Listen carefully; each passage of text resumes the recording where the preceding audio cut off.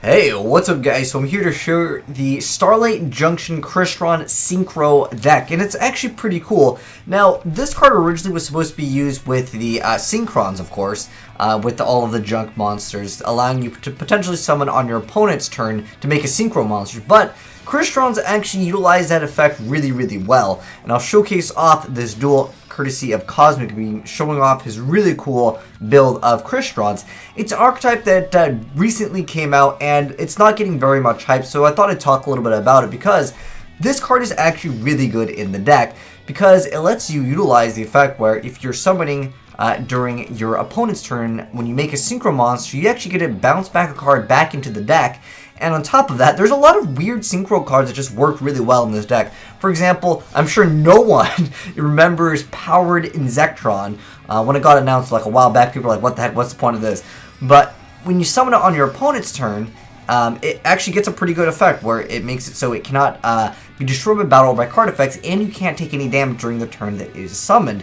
And usually, like, you know, people will be like, well, what's the point of that? But again, in a Crystron deck, where you can potentially stall when your opponent is making like an insane field like this over here, you're able to really utilize that ability to stall. And you guys can see with the Starlight Junction over here, he's able to bounce back that Blue Eyes fusion over there. And it's going to be really abusing Starlight Junction. That's what the deck is about, because it's a really good card. And I can't believe no one has thought of this until Cosmic Beam sent this, and this is the first time I've seen it.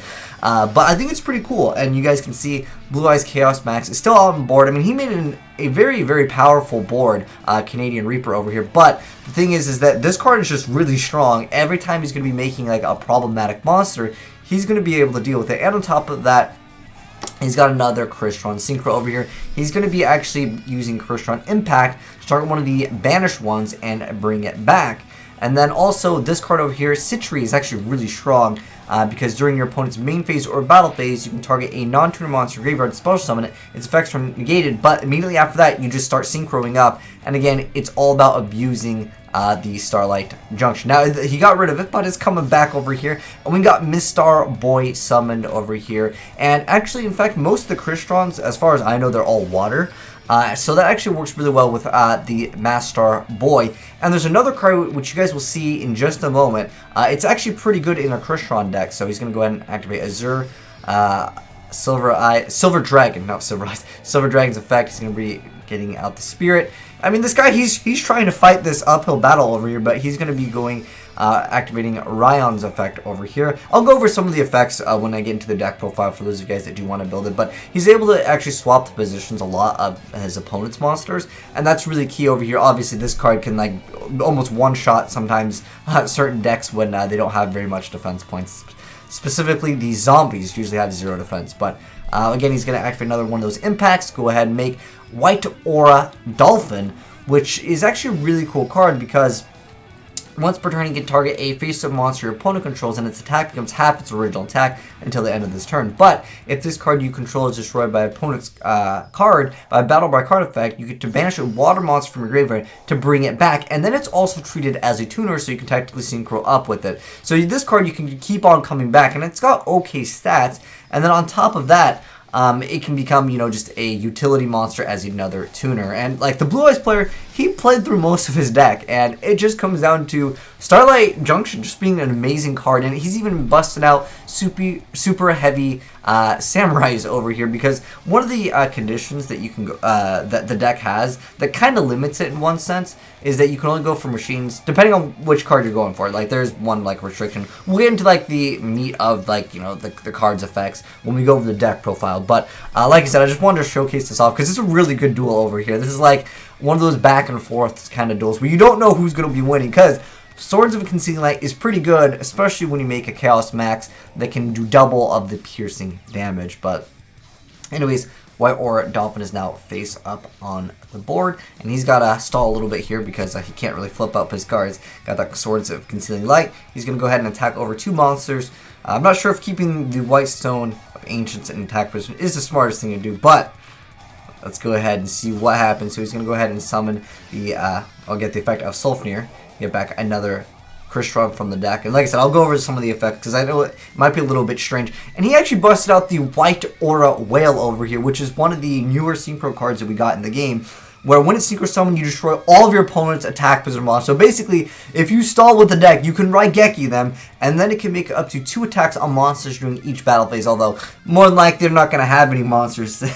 That is pretty cool. And also it does piercing damage, so that's pretty cool. And then if it's destroyed by an opponent's card, you get to banish one other water monster from graveyard and special summon this card. And then it's treated as a tutor, so you have another big monster over here. Cosmic Beam. This is a really cool deck, man. I think you did a great job on building it. I know a lot of you guys are like, dude, give me the deck profile. I got you guys. Alright, so let me go ahead and go into the deck edit, and let me kind of explain some of the tech in the deck. I mean, it's pretty self-explanatory. The only really new card here that I have not seen in a Crystron deck is, again, Starlight Junction. Just a fantastic card. It also has another effect, which I didn't actually go over, but let me go ahead and just go over really quickly some of the cards, and I'll talk a little bit about some of the other cards in the deck.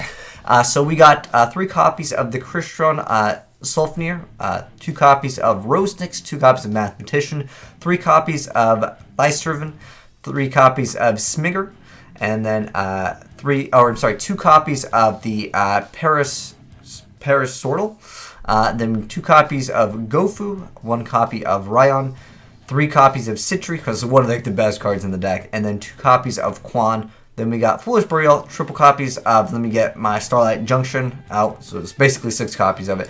Then we got 3 copies of the Crystron Impact, which is kind of like a Monster Reborn, or I guess you should say Call of the Haunted, but for one of the banished cards.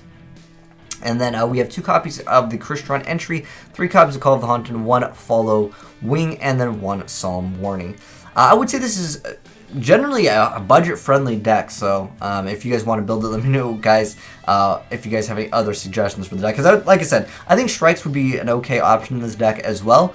But the thing is I wanted to say that this is just oriented around being more of a budget-friendly deck than anything. But anyways, for the extra deck, we've got the, I'm just going to call it the level 9. It's the Crystron Quarian Gandrax, and then we have the Crystron Phoenix. We got the White Aura Whale, Black Rose, 2 copies of Samurai Stealth Ninja. Then we got the Powered Insectron. This card was actually really good in the replay over here. Really showed off how well this card can actually work out. Not only do you get to get rid of potentially a problematic card, but when your opponent swarms the board, this guy is the guy to make. I mean, it works really well, because I remember when this card came out, people laughed at it, and I agreed with them. It just wasn't very good. It was at a time, I think, when Goyo Guardian was banned, Bryanak was banned. Like, we didn't have a good level 6 Synchro monster to actually make, so this was not an excellent card, but they announced it as a new level 6 Synchro, and people were really excited about it, and it was just like, what? I'm over it. But anyways, next up we got the White Aura Dolphin, 2 copies of Crystron Metrix, 1 copy of Excel Synchron, 2 copies of Quandex, and 1 Master Boy. So, as you guys saw from the replay, this card is just really key in the deck. So, this lets you get back one of your monsters from the graveyard, and its effects are negated if it has any. And then it just basically lets you synchro during your opponent's turn. But this one does have a restriction. This one does require you to go for a machine, so that can definitely be a kind of a downside to the deck.